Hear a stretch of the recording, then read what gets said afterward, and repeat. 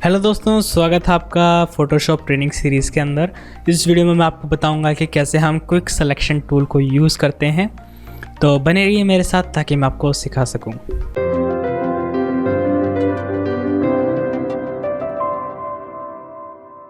Hello and welcome to medialearns.com। और दोस्तों, स्वागत है आपका फ़ोटोशॉप ट्रेनिंग सीरीज़ के अंदर। इस वीडियो में हम बात करेंगे क्विक सिलेक्शन टूल के ऊपर कि आखिर ये है क्या, कैसे इसे यूज़ करते हैं। और आपने सुना ही होगा क्विक सिलेक्शन टूल सिलेक्शन करने के लिए काफ़ी इंपॉर्टेंट टूल है, काफ़ी अच्छा टूल है। तो अगर आपने नहीं सुना तो भी कोई बात नहीं, मैं आपको बता ही रहा हूँ। खैर, तो चलिए स्टार्ट करते हैं।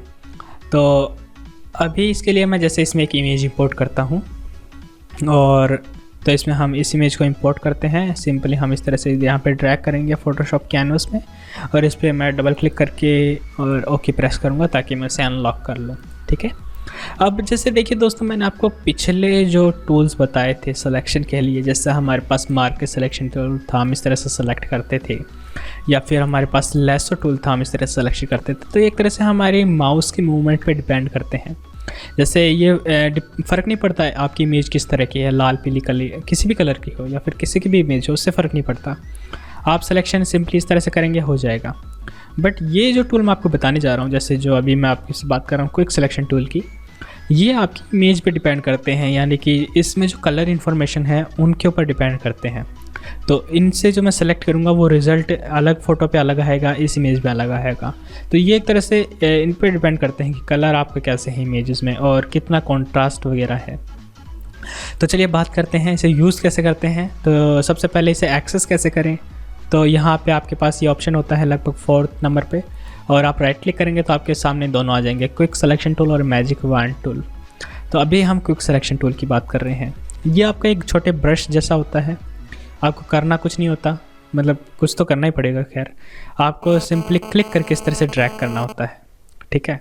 और होगा क्या कि जैसे यहाँ पे आप, खैर अचानक से हुआ ये, मैं इसे डिसेलेक्ट करता हूँ और फिर बात करते हैं, क्योंकि वो खैर सही तरीका था। बट मैं आपको इस तरह से समझाता हूँ कि जाएंगे हम क्लिक करके ड्रैग करेंगे, और होगा क्या कि जो आपका, जैसे मैंने छोड़ दिया क्लिक करके ड्रैग करना, आपको क्लिक करके सिर्फ ड्रैग करना होता है। तो ये देखता है सेम कलर जो है, और जैसे यहाँ पे आपका थोड़ा ब्राउन कलर सा है, यहाँ पे थोड़ा आपका नीला आसमानी कलर है। तो यहाँ पे जहाँ पे वो कलर आता है, यानी अचानक से चेंज होता है, तो ये एक तरह से वो एज जो है, यानी वो जो एक तरह से किनारा जो है वो देखता है वो कहाँ पे है, और उसके आगे का पार्ट ये सेलेक्ट नहीं करता। उसके बाद का पार्ट ये तभी सेलेक्ट करता है जब आप इसे ज़्यादा ड्रैग करते हैं, जैसे यहाँ पे भी वो आता ही है। तो इस तरह से मैं इसे सिंपली क्लिक करके ड्रैग करूँगा तो ये उतना पार्ट जो है मेरा सेलेक्ट कर लेगा। फिर मैं स्पेस की दबा के इस तरह से मूव करा सकता हूँ, और इसे मैं इस तरह से सेलेक्ट करूँगा तो इसने देखिए इतना सारा पार्ट सेलेक्ट कर लिया।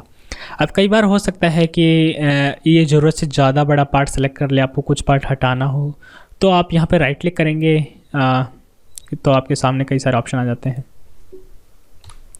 तो कई बार हो सकता है कि आपने, मान लीजिए, पार्ट ही ज़रूरत से ज़्यादा बड़ा सेलेक्ट कर ले, तो आप क्या है इस ब्रश के साइज़ को छोटा करेंगे। वो कैसे करेंगे, आप यहाँ पे जाएंगे तो आप इसकी साइज़ को जो है छोटा कर सकते हैं, इसकी हार्डनेस को भी छोटा कर सकते हैं, बट फिलहाल हार्डनेस हम मैक्सिमम में रखते हैं।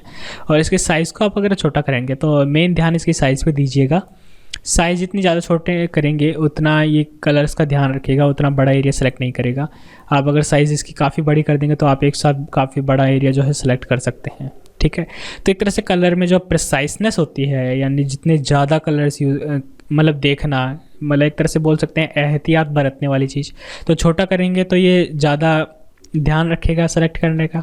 बड़ा करेंगे साइज़ तो आपको सेलेक्ट करने में भी मुश्किल होगी।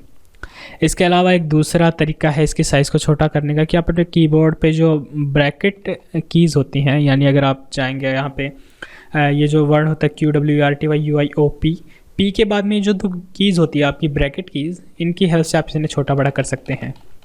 तो अगर आप वहाँ पे ना जाके इसे छोटा बड़ा करें तो आप सिंपली इन दो कीज़ को दबा के इसे छोटा या बड़ा कर सकते हैं। ठीक है।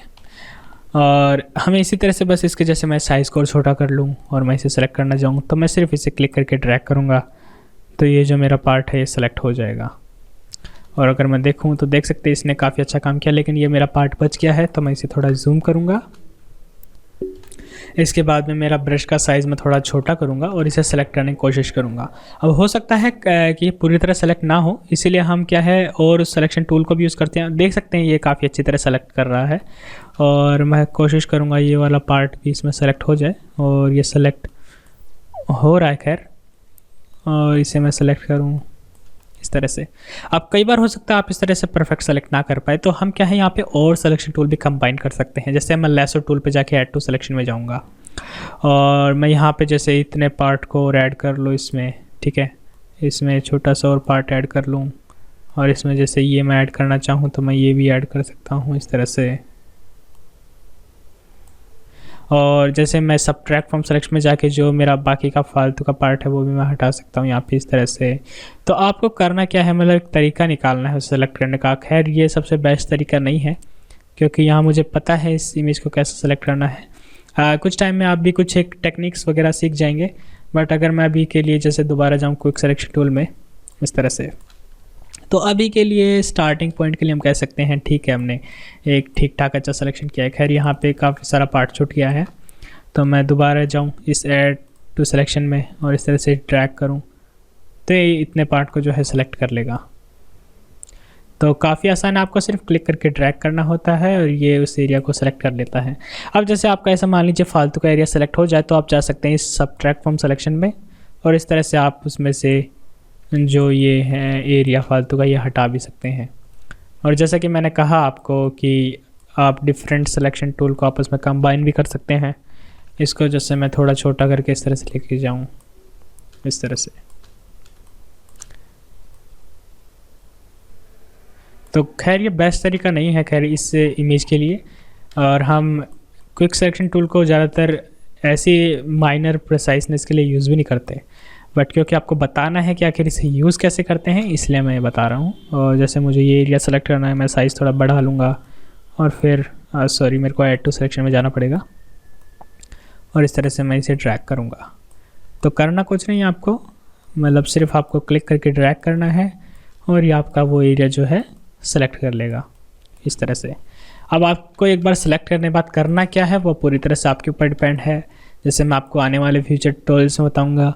आप जैसे राइट क्लिक करके किसी भी सिलेक्शन टूल पे और इसे लेयर भी आप कॉपी कर सकते हैं, तो इससे क्या उसकी नई लेयर बना देगा और पीछे का पार्ट जो है सारा हटा देगा। इसके अलावा आप मास्क क्रिएट कर सकते हैं, जैसे इस तरह से आप पीछे आप नई लेयर कुछ भी बना सकते हैं जैसे इस तरह से। और खैर मैंने गलती से ग्रुप बना दिया, बट ये जो है एडवांस चीज़ें हैं, मैं आपको आने वाले फ्यूचर ट्यूटोरियल्स में बताऊंगा कि आखिर ये करते कैसे हैं, आखिर इन सबका मीनिंग क्या होता है। तो be sure to check them out. अब यहाँ पे क्या रहता है कि चलिए एक और एग्जांपल से बात करते हैं।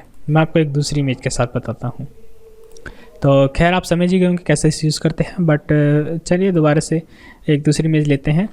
और आपको क्या है ये देखना होता है कि आखिर इसे सेलेक्ट करने का बेस्ट तरीका क्या है। क्योंकि देखिए दोस्तों, यहाँ पे जैसे ये इमेज है, जैसे कि मैं कह रहा था मुझे पता है उसका वो बेस्ट तरीका नहीं है कि अब मैं इसे सेलेक्ट इस तरह से सेलेक्ट करना स्टार्ट कर सकता हूँ, ठीक है, सेलेक्ट हो भी जाएगा। बट ये एरिया सेलेक्ट करने की बजाय अगर मैं पीछे वाला सेलेक्ट करूँ तो, और उसके बाद उससे मैं सिलेक्शन को इन्वर्स कर दूँ तो वो ज़्यादा आसान रहेगा। तो आपको इस तरह से सोचना होता है। ब्रश का साइज़ बढ़ाया और मैं इसे इस तरह से सेलेक्ट करना मैंने स्टार्ट कर दिया, ठीक है। कितनी आसानी से सेलेक्ट कर लिया इसने, मैंने इस तरह से सेलेक्ट करा। अब यहाँ पे थोड़ा पार्ट रह जाता है, बट आपको इतनी टेंशन नहीं लेनी। फिर जाना है सेलेक्ट और आपको क्लिक करना है इन्वर्स पे। आप कंट्रोल शिफ्ट आई भी प्रेस कर सकते हैं और इंस्टेंटली आप देख सकते हैं इसने सारा पार्ट सेलेक्ट कर लिया। तो ये ज़्यादा अच्छा तरीका है। इसके बाद आप जा सकते हैं, इसका साइज़ थोड़ा छोटा कर सकते हैं और आपको ये पार्ट इसमें सेलेक्ट करना है तो आप इस तरह से इसमें ड्रैग करेंगे। तो आपको वो टेक्निक्स बनानी होती है कि किसी इमेज को सेलेक्ट करने का आसान तरीका क्या है। कई बार होता है, जैसे आप देख सकते हैं इसको सेलेक्ट करता तो टाइम लगता, मे बी 2-3 सेकंड का ही फ़र्क पड़ जाए, बट वो काउंट होते हैं। तो आपको ये देखना होता है कि इसको सेलेक्ट करने का ज़्यादा अच्छा तरीका कौन सा है। जैसे मुझे ये पार्ट सेलेक्ट करना है तो मैं चाहूँ तो लेसर टूल की हेल्प से इस तरह से इसे सेलेक्ट कर सकता हूँ। और मैं गलती से सबट्रैक्ट में था, ऐड में जाऊँगा और मैं इस तरह से ऐड कर दूँगा, ठीक है।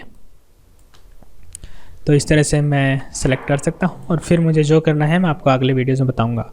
तो मैं आशा करता हूँ ये चीज़ आपको समझ में आई होंगी। इसी तरह के और वीडियोज़ के लिए आप मेरे चैनल को सब्सक्राइब करना ना भूलें और एडवांस ट्यूटोरियल्स के लिए और ज़्यादा जानकारी के लिए आप मेरी वेबसाइट यानी medialens.com पर भी जा सकते हैं। तो इसी के साथ मैं आपसे मिलता हूँ मेरे अगले वीडियो में। So thank you for watching this video.